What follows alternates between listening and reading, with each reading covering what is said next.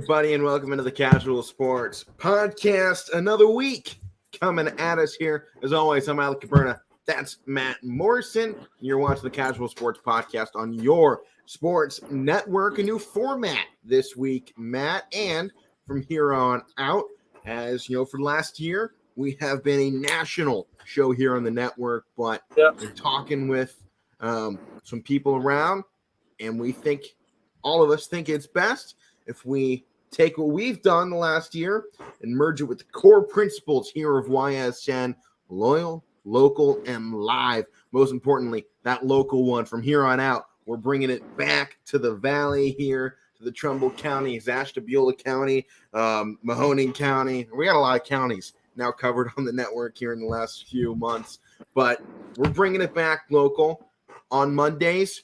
In the past, we've talked NFL, college football. Now, we're going to start recapping high school football, something we haven't done a ton of. We preview it on Fridays. Haven't done a ton of breaking it down after the fact, though. So we're going to try all this out.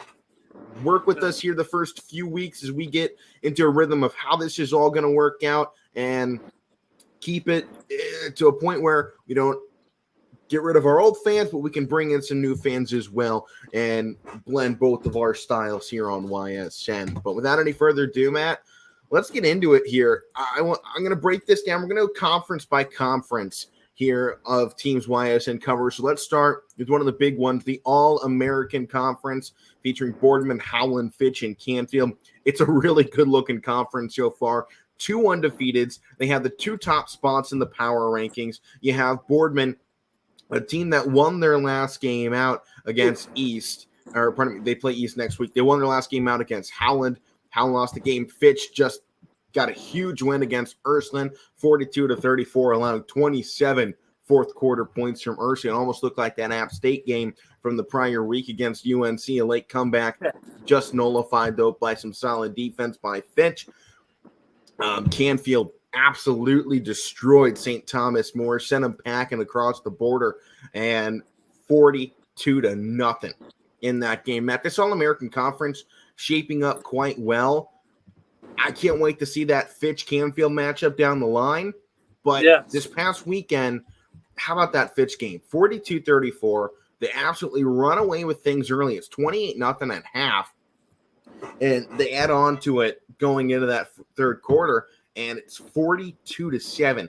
Ursuline, though, somehow able to crawl back in there and give them a fighting chance.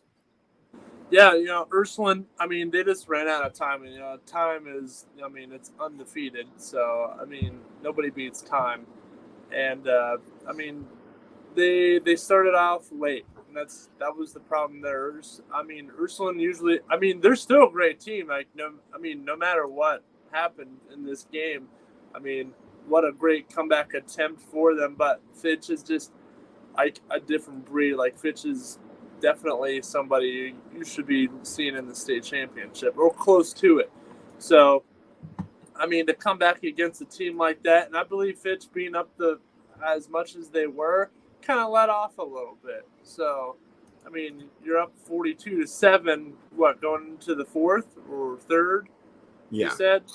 Going into the fourth, they were up 42-7. Right. Playing your younger players, seeing what they can do, So, that had to be something. Yeah, they led up against a team in Ursuline that wasn't going to make it easy. Currently, Fitch sits 8th in Division II. They sit behind Kings of Kings Mill, Winton Woods of Cincinnati, Riverside and Painesville, Highland out of Medina. Their former quarterback, Drew Aller, playing with Penn State now, so they're still going.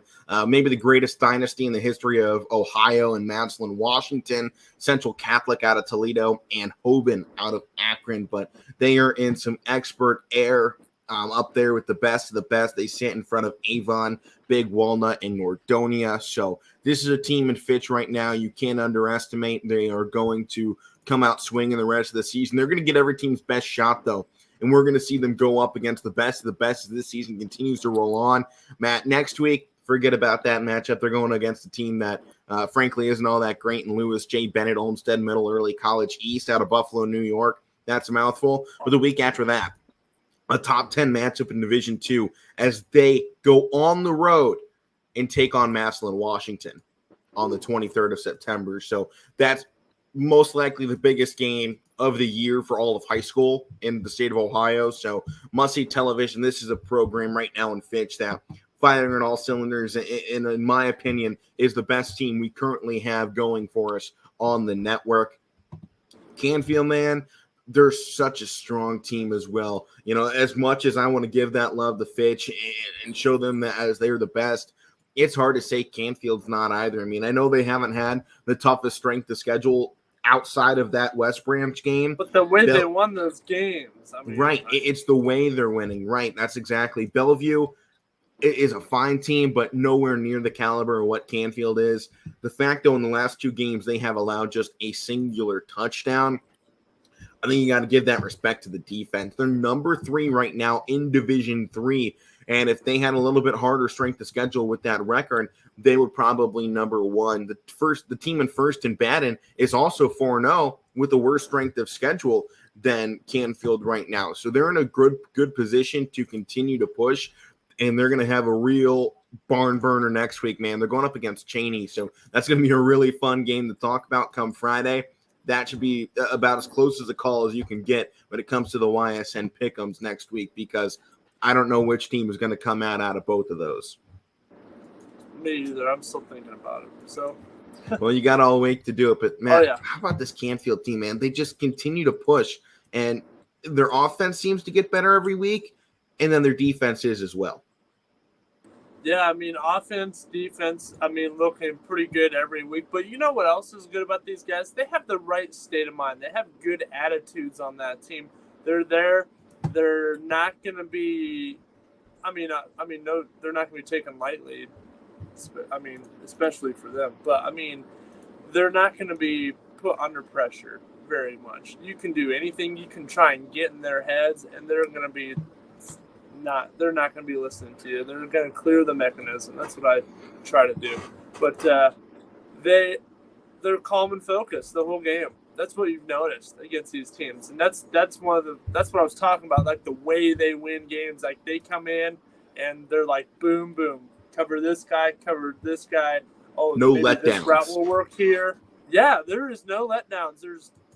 They look like a top-notch team. We're really going to see a test against them against Fitch. I think they'll be calm and collective in that too. They'll be like, okay, another week, another team. You know. Yep. Unfortunately, no Canfield Fitch matchup on the schedule this season, so that is unfortunate. I know, but hopefully it happens down the lane. The problem is, 2 different divisions, Division 2, Division 3. We're going to have a 2-way tie for the All-American Conference, is at least what it looks like, because I don't think Fitch and Canfield are going to struggle with Boardman or Howland. Boardman, though, got to give them some credit. They put in a tough fight, and they took down Howland, who looks now they're probably guaranteed that 4th spot. Boardman versus Howland. It was a consolation prize for who was going to come in 3rd. With the competitiveness of Fitch and Canfield this year, I don't think it mattered what Boardman's season's going to be like. I don't really think they stand a chance to go up against the elite of the All-American Conference. I don't think so either. All right, next conference to come up is the Buckeye 8. And we have only a couple of teams in this, but Beaver Local's one of them, and they won their first game 58-0. So you got to give a lot of credit to what they did in that game.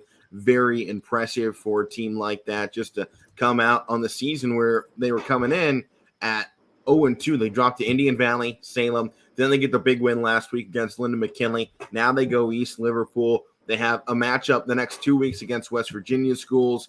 And it's going to be a hard road for this Beaver team out of Lisbon, but they right now they're in a good spot to continue to push in this direction, and I think you really got to like the way they are. Yeah, I mean, this was a conference matchup here against East Liverpool that they played here, and I mean they came out and 65-0.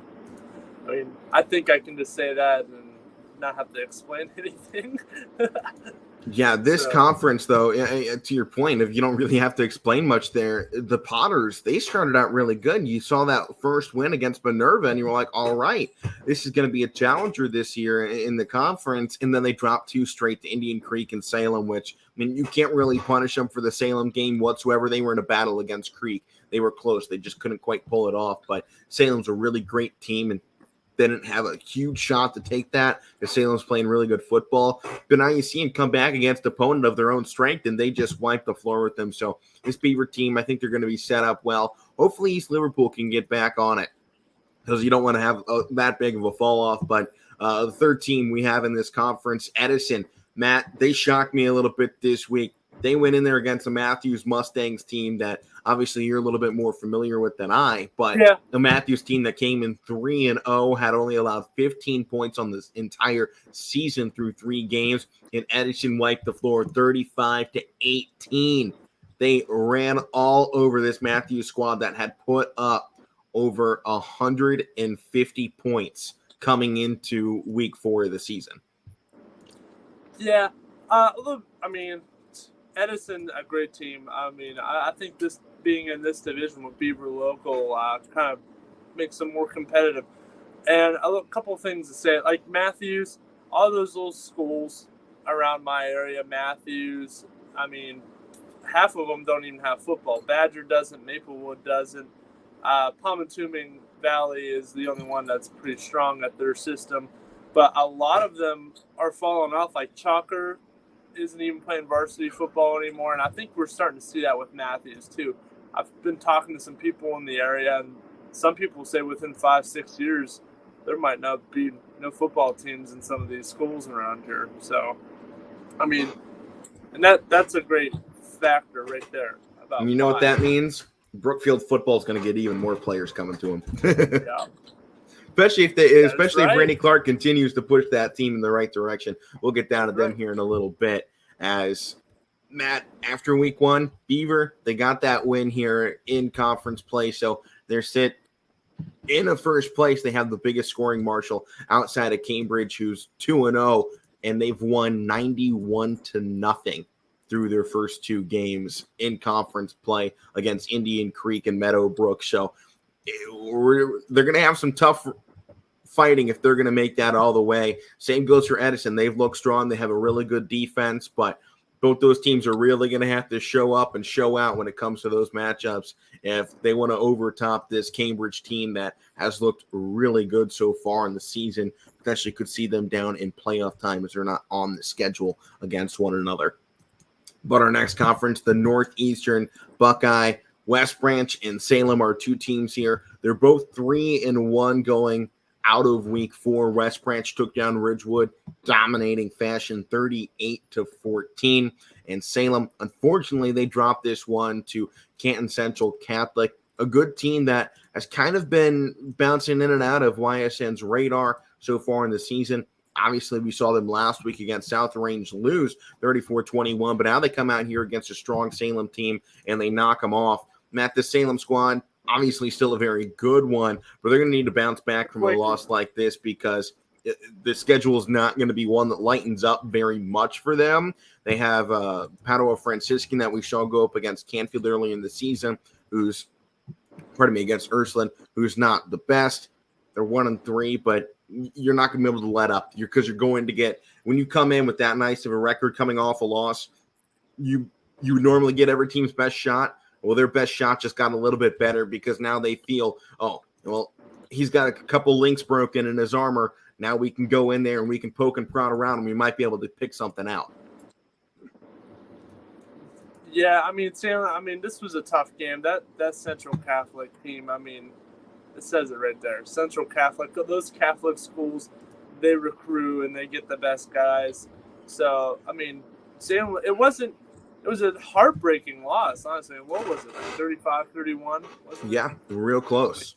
So you can't really punish them for losing it. It's one of those games, a back-and-forth battle that they just don't quite get enough there at the end. Canton Central had a late touchdown that ended up taking it. Usually that's what happens. Everything happens late against those top teams. And, Salem, what a great battle to – keep in with them. Central Catholic is one of those teams you're like, okay, I want to be like that team. So, still a good job against them. Even though it's a loss, It's a good It's loss. an impressive loss. You know, we always in college football, we always talk about quality of loss. I think that's one of those games you go, all right, you lost it, but it's not necessarily one we're going to go out there and, send you out with. It's like, yeah, all right, you lost. Okay, that's fine. Wow. I'm sure they don't see it that way. They see it as, come on, we lost the game we should have won. And, it's going to be hard in practice this week. And I would be scared if I was Padua Franciscan going into next week, because I think Salem's probably going to be coming out with a vengeance on their mind. But that West Branch team, Matt, they are rolling it right now. 3 straight wins after they opened up with a loss to Canfield in what was a close-fought battle. And you look at them now, they have a fairly easy schedule going up here for the rest of the season. They do have Salem down in the final week, but next 3 weeks, Howland, no losses. Minerva, who comes in, they will let me click on it, no wins. And Marlington, no wins. Their next 3 opponents don't have a win. They're combined 0-11. Then you have Alliance after that, who is a 3-1 team, and that's going to be their toughest matchup. But they should go through the month of September rolling. Yeah, they should. Then they'll have Carrollton and Salem to finish out. Carrollton also 3-1. So 3 easy games, 3 pretty hard games. We'll see how they come out of it, but they're going to be set up pretty good to make it to the playoffs and potentially make a run, because they are going to have pretty much their entire playbook in action at some point during these games. So we should see a lot out of West Branch and a lot of points. They're going to get that point margin way, way up. They do have the best point margin right now, however, in the Northeastern Buckeye Conference. So shout out to West Branch.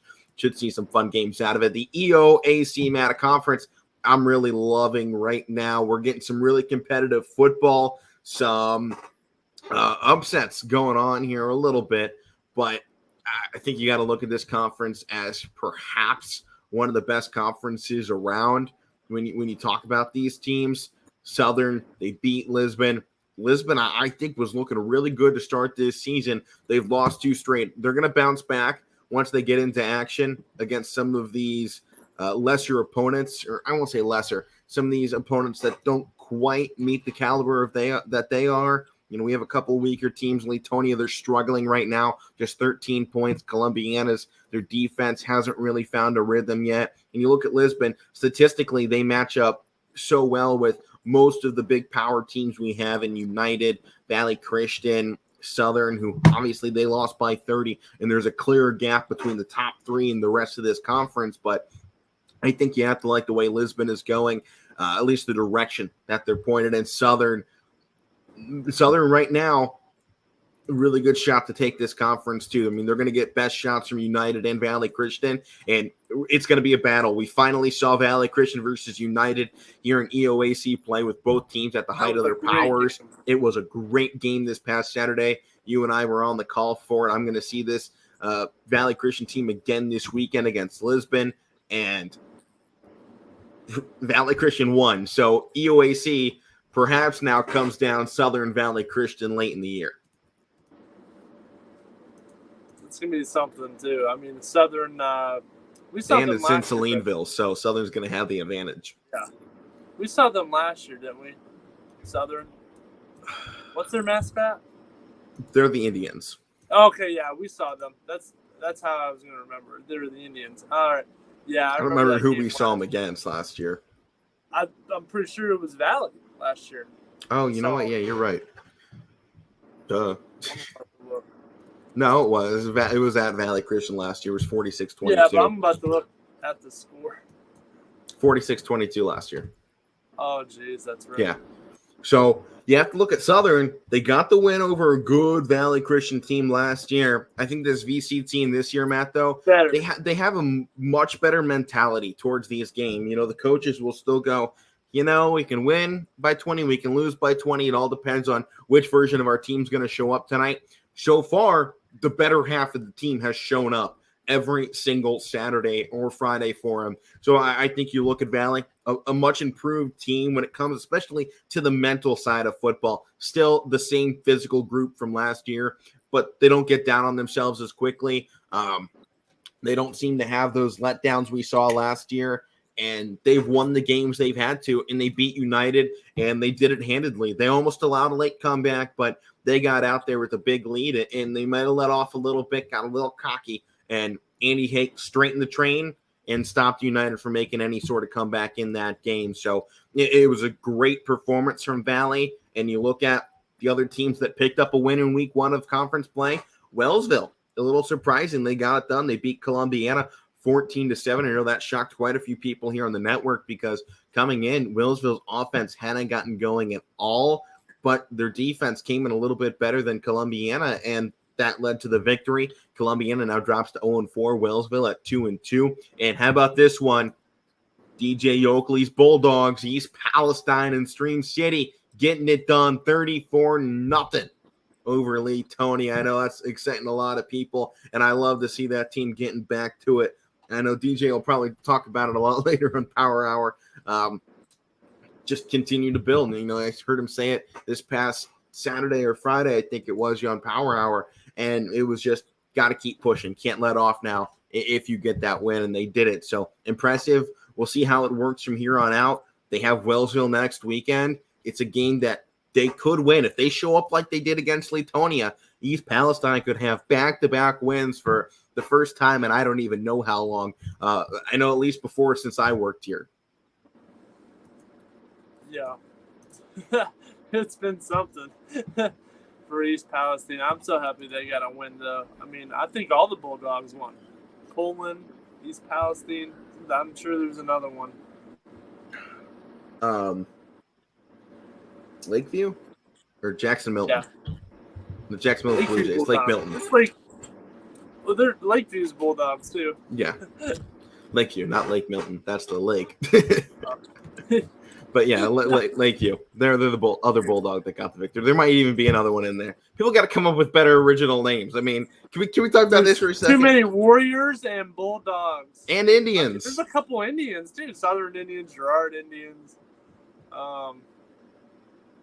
What other names can we just start throwing out? How about the Cardinals? We have like 4 Cardinals. And I'm not going to lie. I think Beaver needs to get a little bit more creative than being the Beavers. Canfield, Cardinal Mooney. Right. I'm looking here. All right, let's move on out of this conference. It should be a pretty yeah, there are a couple Devils. We got Blue Devils, Western Reserve, Red Devils of Campbell Memorial. Red Devils. There's the St. Clairsville Red Devils. Already. But Matt, this EOAC should be a very competitive group this year. They've picked up some great out-of-conference wins along the way. So now that they're all coming back in against one another, I think it's going to be a dogfight between really everybody in this conference. I know Southern Valley Christian United still the favorites, United back-to-back champs, but Valley Christian, they picked up the win, looking like the favorite now that they beat the back-to-back champs, but it's no guarantee from here on out for, I think, any team in this conference. I think they can all make a run at some point. Yeah, it's anybody's division, honestly. Well, let's get down into one of our favorite conferences to talk about over the last couple of years, the MVAC Grace tier, as Crestview, Garfield, Brookfield, and Champion each came out with wins in week 1 of conference play. Brookfield ran it over Liberty 47-6. Epic fashion for them. Matt, their offense continues to look great. Their defense is getting even better week to week. You're going to see them next week on the road against Campbell. Yeah, and their younger guys are stepping up too. You're going to see them next week against Campbell. And Campbell, they lost their first game 63-0 to Crestview, a team that really needed a win. They were 0-3 coming into that. And now, because of that point margin, they sit technically first place of this tier of the conference. Yeah, so Crestview, whew.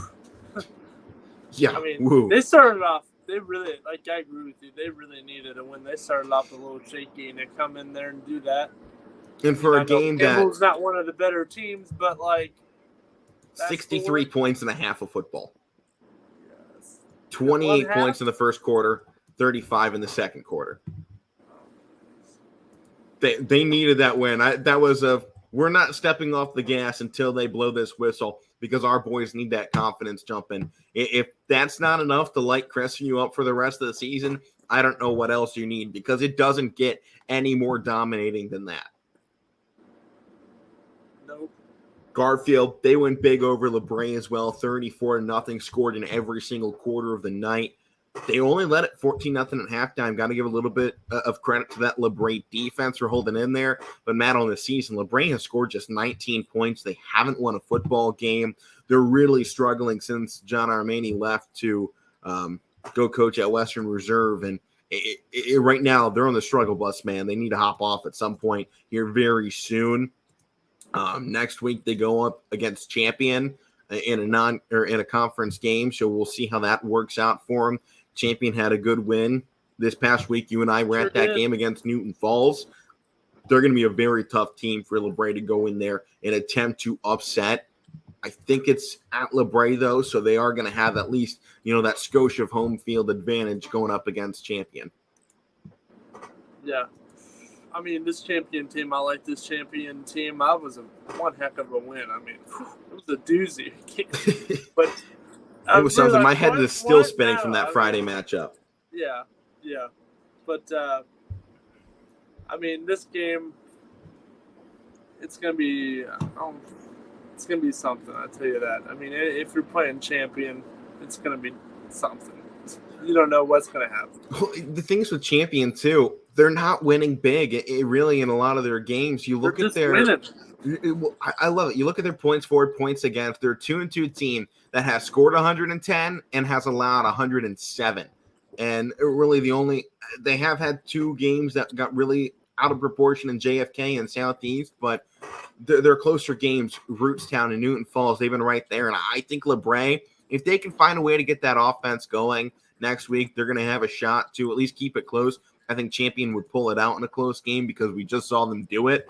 But I think you got to love the direction Champion's pointed, and now back-to-back wins, and they're looking for 3 straight next week. They're looking really, really good. And next week, we have a couple of matchups that probably aren't going to get very far in conference. Champion LeBray might be the closest of the bunch, perhaps Garfield at Newton Falls, but Liberty at Crestview, if the Rebels play like they did this week, it's going to be another hurting for those Leopards. And Brookfield going up against Campbell, I don't think Randy Clark's going to be letting off the gas very much in that game. No. MVAC Gray Matt, very strong top half. You look at those top 4, they're looking really good. Over on the Scarlet side, I think they have a couple more questions, but they have 3 undefeated teams in the Ridge, Jackson, Milton, and Lowellville. I'm on the call coming up this weekend or next week, or actually I'll say later this week for the undefeated matchup between Lowellville and Jackson Milton in conference play on Friday. So that should be exciting. Both teams, really good defenses. Lowellville has the edge in offense, so it's going to be something. But you look at those top teams, and how about the Ridge coming out of nowhere? Man, we almost called them last season, and there were a couple times we were like, man, I'm kind of glad we got sent over to Brookfield because they had a lot of ups and downs last year. They finished 4-5. They really struggled in this conference that I think by all respects maybe has taken a step back from last year. But in also some respects, they've taken a step up because you look at their teams that are starting to dominate and they're looking really good. And this is a huge step from Ridge that allowed 248 points on defense last year, scored just 218. Through almost half the season, they have allowed 28 points as a defense. They are looking like the team to beat right now in the MVAC Scarlet, but my money's still on Lowellville. Anytime you got that offense, I think it's just a recipe for disaster for any team going up against them. Yeah, Lowellville, I mean, Vinny Balone has developed into, a heck of a quarterback. We saw him a couple of years ago, and, he wasn't bad, but he wasn't as the talent was all there, and I think we had said, man, if that guy ever puts it together, you just had to mature into it. He was young. Not just that, because the offense has, I think, led the Mahoning Valley for the past 3 or 4 years, and they've had the top quarterback, top wide receiver statistically. And now the defense, I think, has also caught up. That's a big part of it. As much as we talk about Vinny Balone and his offense and just how good that is, you got to give props to that defensive side that has allowed 67 points in 4 games. They're not allowing more than 2 touchdowns. They finally did against Springfield, but the first 3 games, 14, 14, 15. As much as we talk that offense for Louisville. Their defense is really coming up big. And the other team that, we haven't talked about yet, that's also 1-0 now in conference play, Waterloo, they got a big win over the Trojans of Sebring, 47-8. Matt, the top half of this conference looks really good. The bottom half, I think it's lacking. Western Reserve, we know they're rebuilding. They bring in a really good new head coach who's going to put them in the right direction very quickly. Feels like just It's going to take a minute. Yeah. Right. They're going through the process right now. This is year one of, changing the culture, changing the program around to make it fit a very successful head coach in John Armani. So I think that's one. You're waiting on Western Reserve, but McDonald, they've really struggled. 21 points through 4 games. They've allowed 128. Springfield, they still can't get it together, 0-4, and I think they have a really tough matchup next week against the Ridge. So that's going to be another one.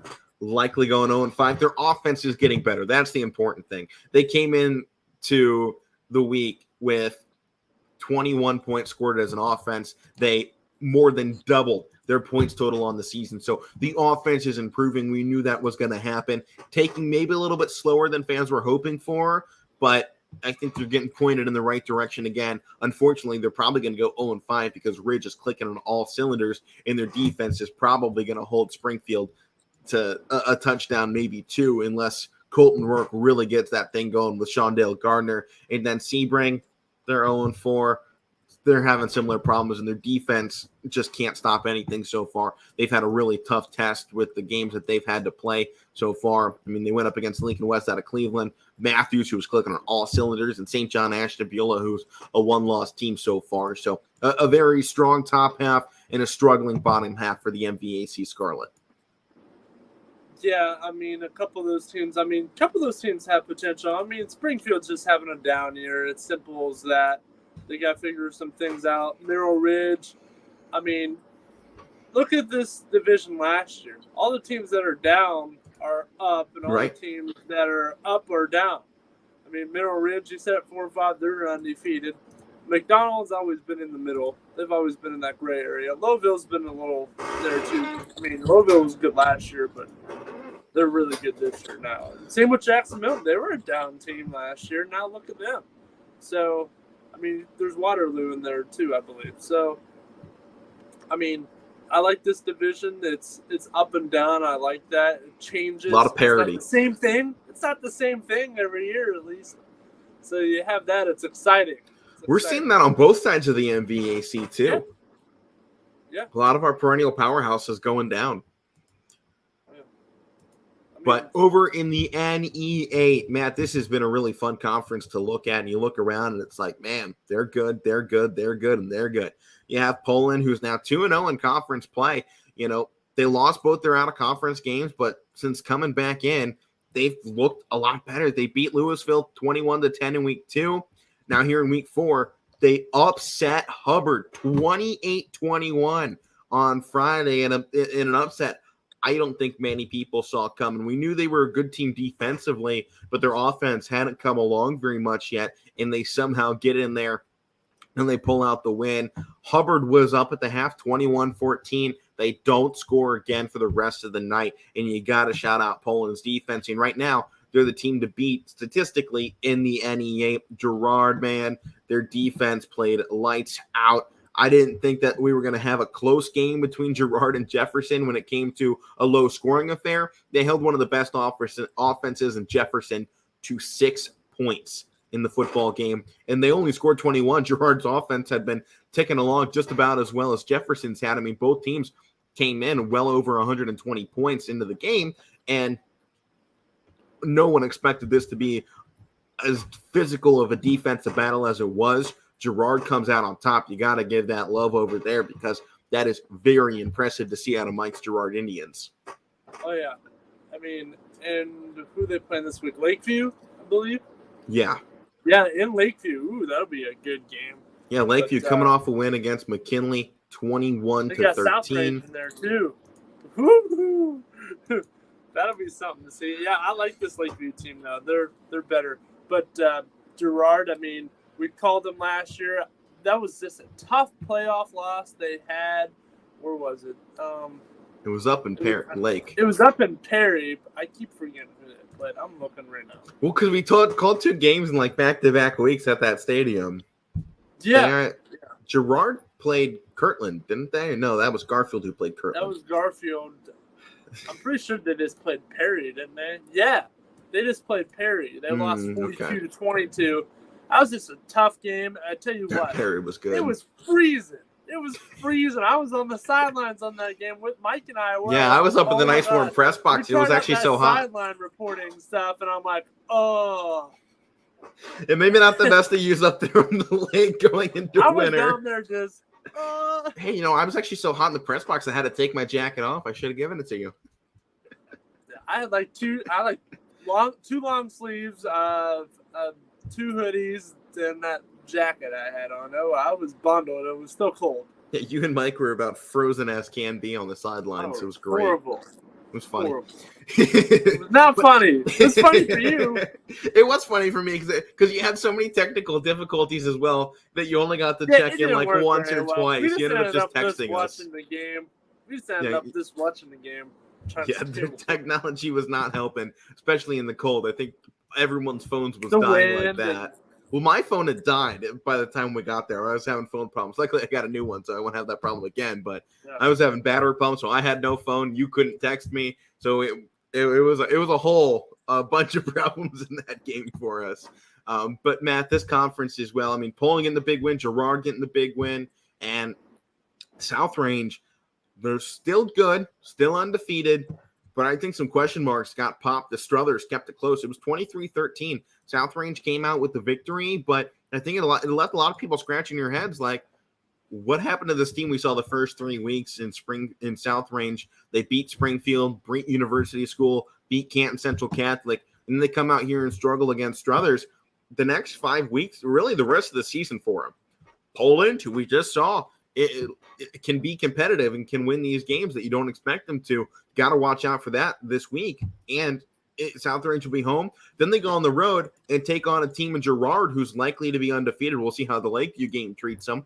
After that, then they have to go up against Niles, then Jefferson, then Lakeview, and then Hubbard. You're looking at a schedule down the line of, 5 teams that have a combined 4 to 5 losses? This is a really tough road for South Range. If they run through it, props to them, but it's going to be hard. And I think you're going to see a couple South Range losses potentially if they don't play up to their standard like they did against Struthers. Schedule in what? A couple weeks? 2 weeks. 2 weeks? Yeah. So not this week, but the following one in Girard, just down the road from me. That's Mike's territory. I want to try and get that game. We'll see. I bet you it's already covered. I guarantee you it's already covered. Yeah, but we'll see. Maybe somebody gets sick. Let's not wish anybody getting sick. No, we don't want to see that, but you never know. Hey, I'll come. I'll fill in. But well, heading up to the Windham and Matthews conference. Windham, they took down St. John's in week 1 of conference play here, 50-12. They're looking really good. They should continue to roll. That was their first win, though, of the season. They came in 0-2 into that game, so they pick up the 1 win.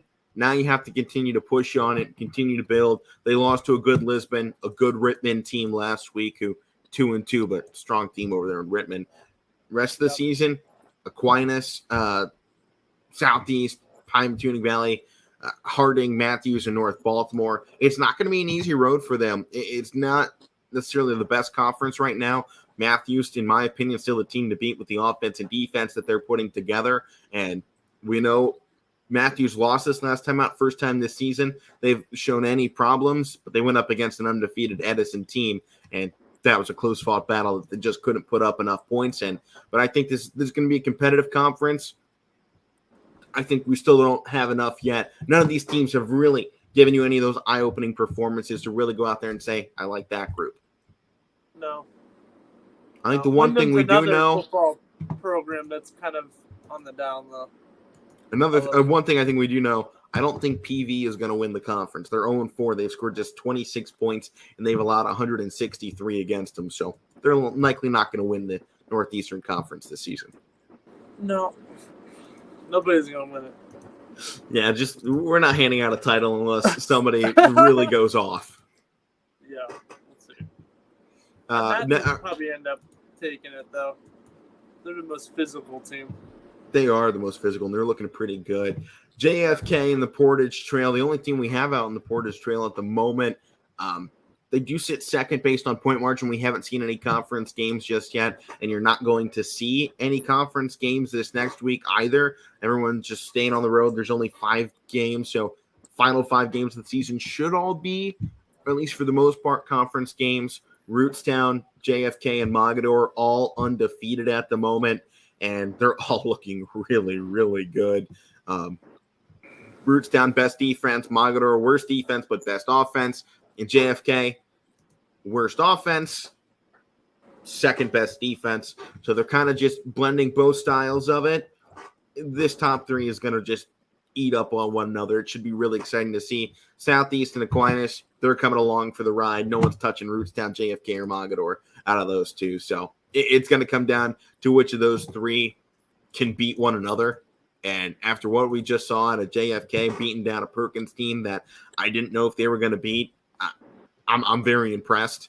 They did a great job defensively. Still, if they're going to beat Mogador, as we saw last season, Matt, they didn't have the offense late in the game to make a comeback. No, if they're going to beat Mogador and Rootstown this year, that offense still needs to get better. It's been great, but they still need more. And that goes to show how great the defense is out here in this Portage Trail Conference, because JFK has some legitimate competition, even with as great as they are, being the top ranking team in Division 7 football. But you look around and Rootstown and Mogador, they're also pretty high up in their respective rankings as well. Rootstown's number 15 in Division 6, and Mogador is number 8 in Division 6 football. So very great teams in this conference. Yeah. That Mogador game last year, what was that, like 16-14 or something like that? It was a very close game. We were on that call, right? But Mogador is just a more, like, I mean, they're both tough and physical, but Mogador just stuck with it just a little bit more. And, I mean, that was the story. That was a close loss. I mean, they only lost like 3 games. JFK did. They lost to Garfield, too. Oof. Yeah, that was their only other regular season loss. They finally took their 3rd loss at the end of the season in the playoffs. Yeah, against Newark, I think. But, Matt, moving on, Steel Valley Conference. At the moment, Cheney in first place now after their win this past, or I don't remember when they won, actually. Hold on. They played Marlington. Yeah, they beat Marlington this week, but they beat Cardinal Mooney last week. So they're first place. Cardinal Mooney, second place, considering they've played. East Harding and Ursuline still got the play-in conference so far. We're going to see Ursuline Harding this weekend. Canfield Cheney, obviously, the big one coming up. And Cardinal Mooney, man, they've been struggling. They go down to Lindsley, and they didn't have enough to go into that game and come out. Yeah, but that Lindsley team, I mean, that's not fair. No, it's a prep school with guys up there, in their upper 20s. So, yeah, I think DJ said they had somebody playing at like 28 years old or something as a prep school. He said that their kickers from Spain. Yeah, so I think the fact Mooney kept it within 14 points in that game probably more impressive than them losing it. They don't make the playoffs because of that. Like they're ineligible to make the playoffs. Yeah, but Mooney, they have some games on the schedule that they can probably get a couple of wins in here. Likelihood is at this point, with the harder schedule they have coming up, Mooney probably misses the playoffs this year, unfortunately. They've had a really good defense. I think you can say that, but the offense kind of hasn't been what they need it to be, especially not when you have Cheney and Ursuline in this division. You need that offense to give yourself a shot to at least win the conference. Yeah, I mean, defense will get you there. I mean, defense wins championships, everybody says. But you need your offense to put up some points. You have to score. I mean, yeah. Yeah, Youngstown East, man, they had some struggles. To figure out. Yeah, Youngstown East had some struggles this past weekend. They lost to Ellett 74-28. Those two teams combining for over 100 points in that game. That's just insane.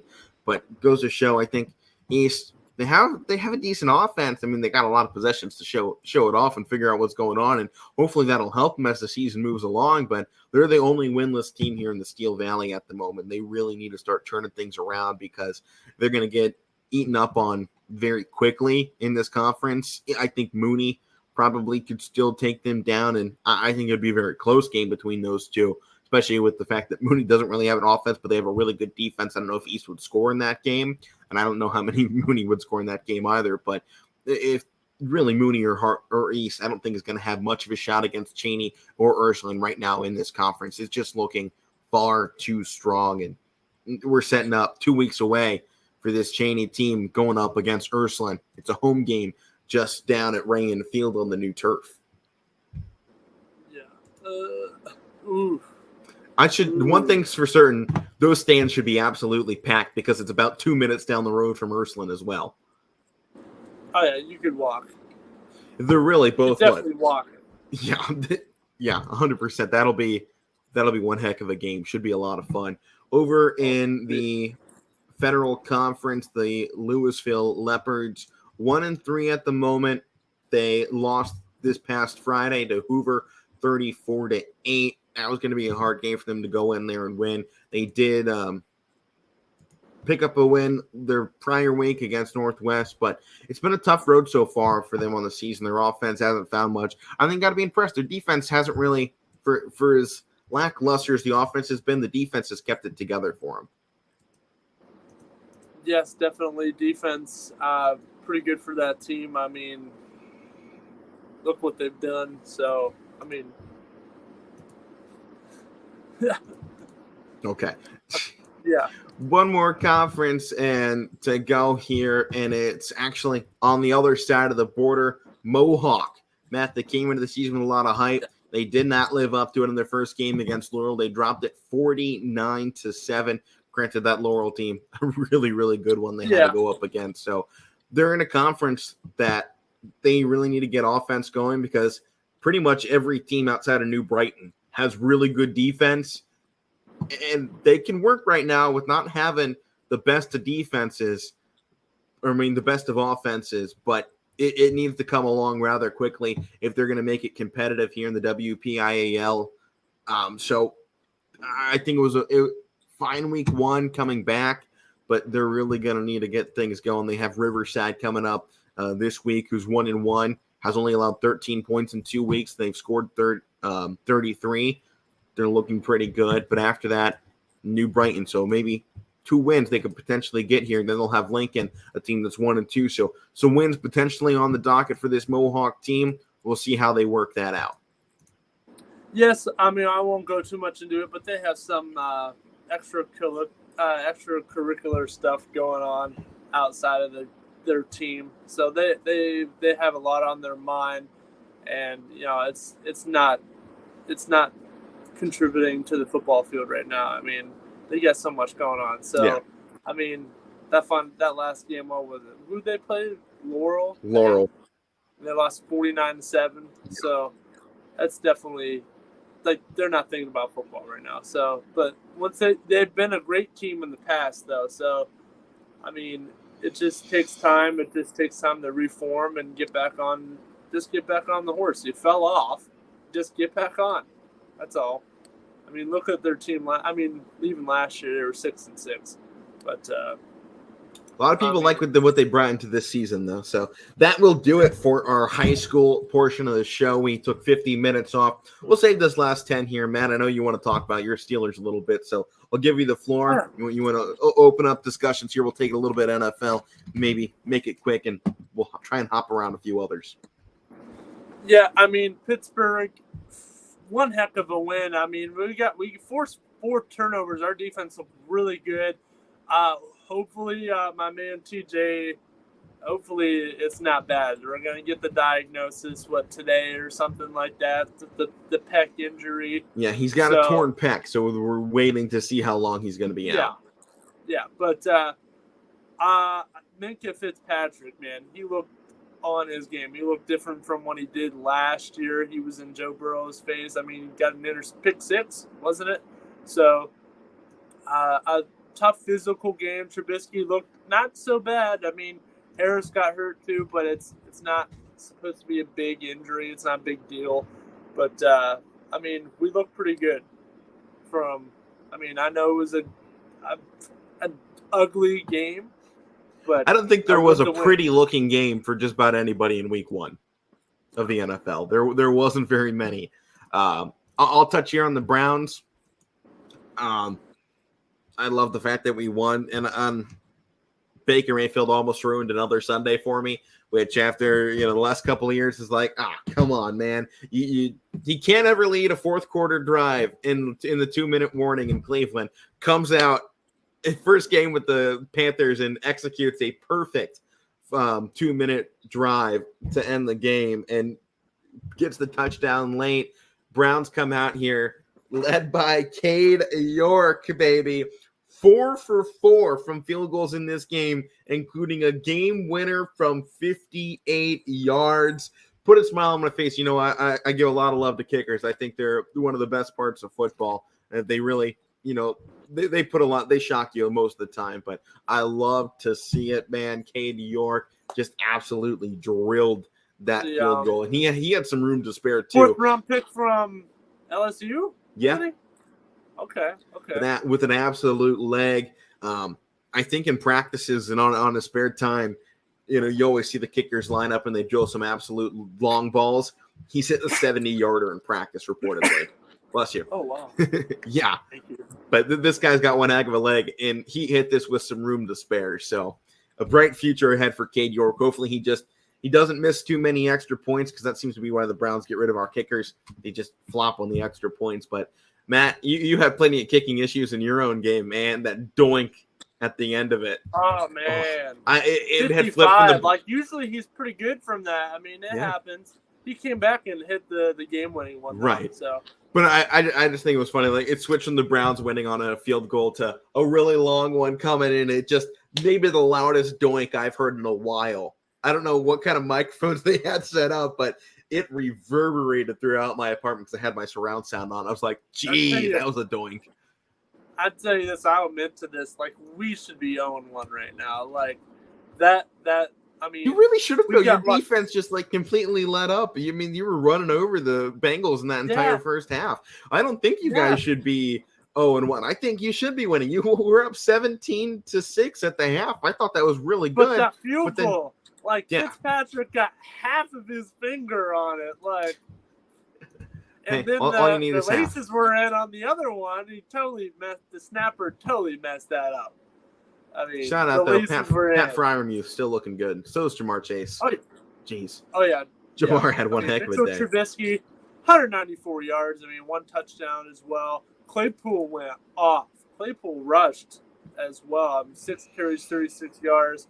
I mean. Receiving, he only had 18 yards, but I liked Harris there with the receiving touchdown. Freiermuth, Zach Gentry looked pretty good as well. Not bad. Yeah. Matt, though, I know you've been updating me about every day on this. How about you flip it over to baseball? Talk about the Braves. Yes. Let me get to MLB right now. I know you were telling me the other day they took over first place, didn't they? They took over first for briefly. They're a game and a half out again.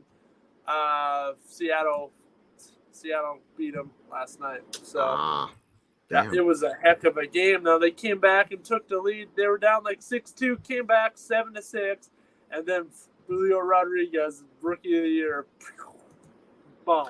How about the Yankees fall off at this point, though? Because but they took care of Tampa. They'll Yeah. still probably hang on. Tampa Bay. Well, they're going to win this division. I mean, they're up at least 5.5 games with what? 3 weeks left? Not even? It was 3. When Tampa Bay won that first game, it was 3. And then they proceeded to beat them up 10-3 the next couple games. So when does the season officially end? Regular season? Mid-October? October 5th. Is the final game for the Yankees. So we're under a month to go in baseball. I don't see the Yankees giving up a 5.5 game lead at this point. Guardians, Matt, they're looking like they're going to take the Central. I'll be there again. It's close. October 1st. It's close. I mean, that'll be right at the end of the season. Should be pretty important games. 2.5 game lead over Chicago. Minnesota take a complete fall off. We swept them. I'm glad we swept them. 2-8 in their last 10. Jeez. Yeah. And we've been taking care of Chicago all year, so I'm not really worried about them. I'm pretty sure we. You play say them that, and that's again. when they're going to blow it. Can we talk Yeah. though? Yet again, Now we will be every year, the AL Central sucks. Yeah. The fact that the first team plays in the Guardians 73 and 65 would be fourth place in the AL East. Yeah. At least the first three teams are competitive with each other. Competitive with one another, yes. That is it. I mean, you can just count off Kansas City and Detroit right now. Detroit's already eliminated. So right. But we would be third or fourth place in every other division. I know.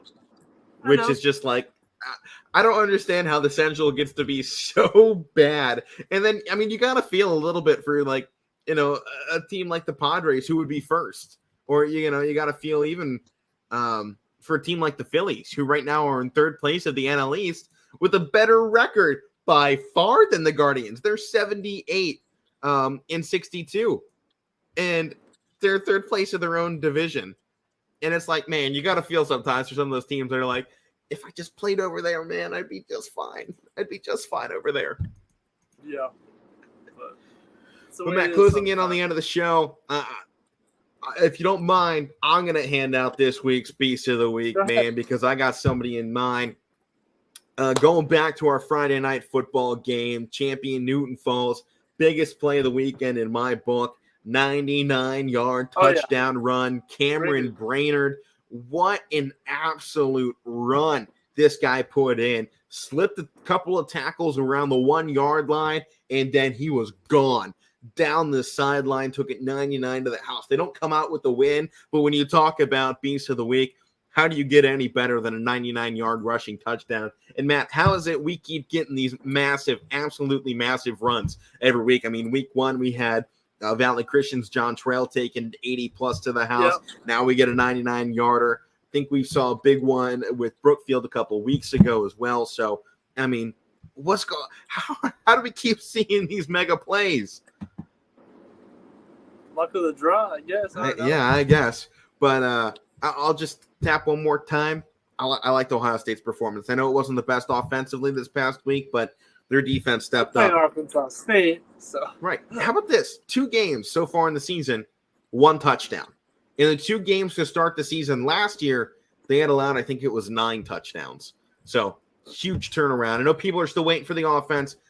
CJ Stroud's working it without 2 of his top 4 targets. So, keep that in mind for now. The offensive line needs to get better. That's the one thought I do have. That is going to do it here for the Casual Sports Podcast Monday edition. I've been Alec Brenner. That's Matt Morrison. We're going to be talking volleyball, really, for, I think, the first time here on the show tomorrow. We're also going to be dropping our top 10 list for college football, so make sure you come back to check that out. Power Hour coming up next on your sports network. I'm Alec. That's